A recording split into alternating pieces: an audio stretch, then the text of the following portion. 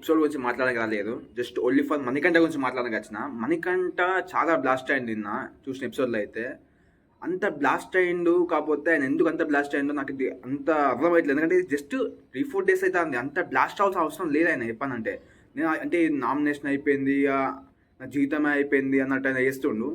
అది అసలు కరెక్ట్ కాదు చెప్పాలంటే. అసలు నామినేషన్ అయిపోయింది, ఇక నా జీవితం అయిపోయింది, నేను వెళ్ళిపోతా కావచ్చు అంటే ఒక నెగిటివ్ మైండ్తో ఉన్నాడు ఆయన. నేను నామినేషన్ అయితే ఖచ్చితంగా వెళ్ళిపోతా, బయటికి వెళ్ళిపోతా, నెగిటివ్ మైండ్. ఆయన నెగిటివ్ అని కాదు, ఆయన మైండ్ సెట్ కూడా చాలా నెగిటివ్ ఉంది. ఆయన ఇంకొక మాట అన్నాడు, నేను ఎమోషన్స్తో ఉండా, ఓన్లీ మైండ్ గేమ్ ఆడతా అని చెప్పి. ఈ మైండ్ గేమ్తో నువ్వు ఎన్ని రోజులు ఆడుతావు బిగ్ బాస్ హౌస్లో? నువ్వు ఎమోషన్స్ లేకుండా ఎట్లుంటావు? ఒక మనిషి యొక్క ఎమోషన్ లేకుండా ఎట్లుంటావు? నువ్వు ఒక బండవా నువ్వేమన్నా? ఒక బండవా? ఎందుకైనా అట్లా మాట్లాడతావు నాకు అసలు అర్థం కాదు. ఇంకోటి ఏంటంటే, నేను ఈ బిగ్ బాస్ హౌస్ వల్ల నా భార్య కాడికి పోవాలనుకున్నా, నా అత్తమ్మ రెస్పెక్ట్ కావాలనుకున్నా అని. అసలు ఏంటి నాకు ఆయన పాయింట్ నాకు అర్థం కాలే. నిన్ను అద్దనుకున్న వాళ్ళ కాడ నువ్వు ఎందుకు పోతున్నావు? ఫస్ట్ నీకు విలువ లేని కాడ నువ్వు ఎందుకు ఉంటా అనుకుంటున్నావు? అసలు ఏంటి ఆయన మణికంఠను అంటే ఆయన రూమ్లో ఉండి ఒకటే అంటే అన్న రోజు చేసుకొని చాలా రోజులు ఇట్లా ఒక్కనే ఉన్నా అని చెప్పిండు కదా. అట్లా ఉండి నా మైండ్ ఇట్లా దొబ్బినట్టున్నది కొంచెం. చూస్తే అట్లా ఆయన మెంటల్గా కరెక్ట్ లేడు చెప్పాలంటే. మనిషి మెంటల్గా అసలు కరెక్ట్ లేడు మనిషి. మన లైఫ్కి మనకు సెకండ్ ఛాన్స్ వస్తుంది.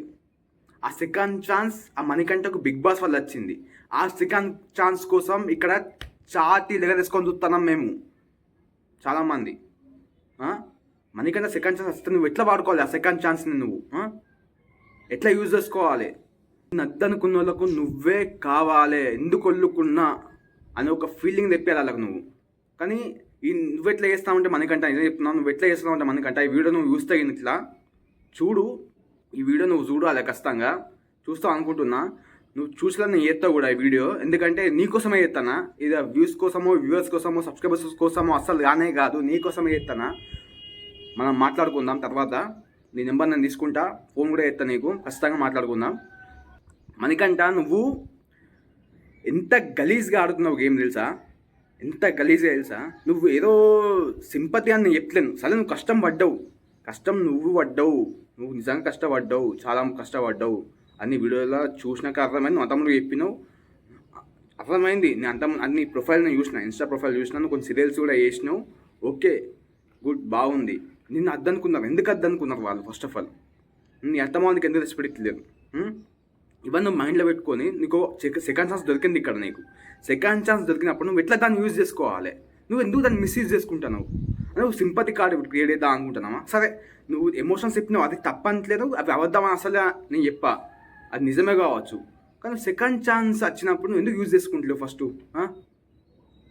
నువ్వు ఎందుకు అట్లా గేమ్ ఆడుతున్నావు అంటే ఎందుకు? ఇప్పుడు సపోజు శేఖర్ భాష ఒక మాట చెప్పిండు, నువ్వు ఒక యుద్ధానికి పోయినప్పుడు నువ్వు బాగా లేయచ్చు, పక్కడు బాగా లేస్తే మాత్రం నాకు బాగా లేదు, నాకు ఇట్లాంటి బ్యాక్ స్టోరీ ఉందని చెప్తావు. నువ్వు యుద్ధం పోయినప్పుడు ఎప్పుడైనా యుద్ధం చేయాలి. ఫస్ట్ బాణాలు లాగినాయి నేను అని పారిపోడు కాదు, ఆ బాణాలు కాదు, ఫస్ట్ చివరి శ్వాస ఉండేదాకా గెలవడం కోసమే యుద్ధం చేయాలి. నువ్వెట్లా అంటే నాకు బాణాలు లాగినాయి మొత్తం కాదు అని నువ్వు ఎడుతున్నావాడ, అది కాదు. నువ్వు గేమ్ ఆడు ఫస్ట్. అందరూ స్ట్రాంగ్గా లేనా? బాస్ గేమ్ ఆడు ఫస్ట్. మణికంఠ అనే వ్యక్తి అయితే నిజంగా గేమ్ అయినా లేదబ్బా, ఆయన గేమ్ ఆడట్లేడు. మణికంఠ అనే వ్యక్తి గేమ్ ఆడట్లేదు. ఆయన ఏదంటే ఆయన ఒక మైండ్లోకి ఫిక్స్ అయ్యిండు, నేను ఇదే చేస్తే నేను గెలుస్తా అని చెప్పి. మన లైఫ్ ఎప్పుడు గుర్తుపెట్టుకోండి ఎప్పుడన్నా, అంటే మన లైఫ్ నాకు అర్థమైన విషయం ఏంటంటే, మన లైఫ్లో మనం అనుకుంటాం ఇదే లైన్లో పోవాలి, ఇట్లనే పోవాలి, ఇట్లా పోతే సక్సెస్ అవుతామని చెప్పి. కానీ దానికి ఆపోజిట్ అయితే చూసినావా, దాన్నే లైఫ్ అంటారు. అది మణికంఠకు ఇంకా అర్థం కాలే, అందుకే అలానే ప్రవర్తిస్తాడని నాకు అర్థమైంది. మణికంఠకు గేమ్ ఆడే అసలు ఆయన ఏదో అనుకొని వచ్చిండు. ఫస్ట్ ఆఫ్ ఆల్ అంతా పెడిచి కొడుతుంది, ఇట్స్ రియల్ అంతే. ఇంకో విషయం ఏంటంటే, ఆల్రెడీ మణికంఠ నెగిటివ్ అయిపోయిండు, బయట చాలా నెగిటివ్ అయిపోయింది మణికంఠ. ఇప్పుడున్న పొజిషన్లో మణికంఠ అయితే గెలిచే ఛాన్సెస్ చాలా తక్కువ ఉన్నాయి, చాలా నెగిటివ్ అయిపోయిండు, గెలిచే నమ్మకం కూడా లేదు. ఈ వీక్ ఉంటాడు కావచ్చు, మేబీ కొంతమంది సింపతి వల్ల ఉంటాడు ఈ వీక్, కానీ నెక్స్ట్ వీక్ ఉండడు. ప్రజెంట్గా నేను చెప్పాలంటే, ఒక వ్యక్తికి ఎందుకు ఓటేయాలంటే సింపతి బైస్ వేస్ట్ చేసుకున్నా కానీ ఒక కంటెస్టెంట్ గేమ్ మంచిగా ఆడి ఆయన పర్సనల్ లైఫ్ కూడా చెప్పినప్పుడు మనకు కూడా అనిపిస్తుంది గేమ్ మంచిగా ఆడుతాడు, పాపం చాలా కష్టపడ్డాడు లైఫ్లో. మనం మనం అంటూ మనం ఏం హెల్ప్ చేయకపోవచ్చు, కానీ ఒక ఓటేస్తే ఆయనకి ఎంతో హెల్ప్ అవుద్ది కదా అని ఒక మైండ్ సెట్ మనకు వస్తుంది అన్నట్టు. అట్లా ఓటేయగలుగుతాం. కానీ జస్ట్ నువ్వు ఏం చెయ్యకుండా నెగిటివ్ అయిపోయి నువ్వు మొత్తం నేను ఇట్లా అని ఏడితే ఏం రాదు అక్కడ, వేస్ట్ ఆఫ్ టైం. అంతే తప్ప ఏం లేదు. నువ్వు ఎంత ఎమోషనల్ అయిపోయినా ఇక్కడ ఎవ్వరు నీకు ఏం చేయను. నీ గేమ్ వాడితేనే ఇక రిజల్ట్ ఉంటుంది. అది మనకంటే అర్థం కాలే, ఇంకా చెప్పాలంటే అర్థం కాదు కూడా నేను అనుకుంటున్నా. That's all. ఇంకా నేను జరిగిన ఎపిసోడ్ గురించి మాట్లాడుకుంటే కంటెస్టెంట్స్ నామినేషన్స్ అయితే అయిపోయినాయి. నెక్స్ట్ హనీ టాస్క్ పెడుతుందట, అది ఉంది. దాని టీమ్స్ డివైడ్ చేసి సో ఆ గేమ్ ఎట్లా ఆడుతూ చూద్దామంటే ఓటింగ్ అనేది నిన్న నైట్ స్టార్ట్ అయింది. ఇక ఇప్పటి నుంచి తెలుస్తుంది కంటెస్టెంట్స్ ఎట్లా ఆడతారు. అంటే ఎవరైతే సేవ్ కావాలనుకున్న వాళ్ళు ఖచ్చితంగా, నామినేషన్ ఉన్న వాళ్ళు సేవ్ కావాలనుకున్న వాళ్ళు ఖచ్చితంగా గేమ్ ఆడతారు. ఆ గేమ్ బట్టే ఆడియన్స్ ఓట్ అనేది డిసైడ్ చేస్తారు ఖచ్చితంగా, ఇది మాత్రం పక్కా. అయితే యాజ్ యూజువల్గా అంటే నామినేషన్స్ తప్ప అంత ఏం లేదు.